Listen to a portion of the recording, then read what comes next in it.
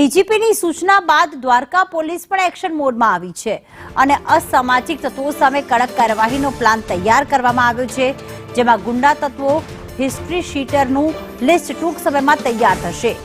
150 જેટલા રીઢા ગુનેગારોને પણ સમાવેશ થાય છે। પોલીસે મેગા ડ્રાઈવ યોજીને 30 વાહનોને ડિટેન કર્યા હતા। માથાભારે પ્રવીણ રાઠોડને 3 જિલ્લામાંથી તડીપાર કરાયો છે, તો પોલીસની મેગા ડ્રાઈવથી અસામાજિક તત્વોમાં ફફડાટ ફેલાયો છે।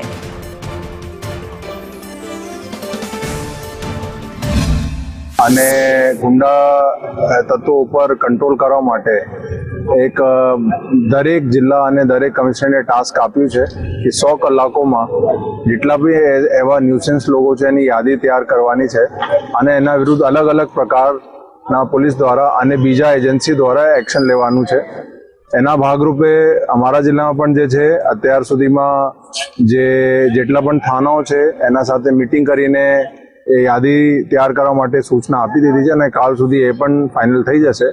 સાથે સાથે જે છે અમારા આજના દિવસમાં અમારા માનનીય આઈ સાહેબ દ્વારા એક કોમિંગ પણ આપવામાં આવેલ છે।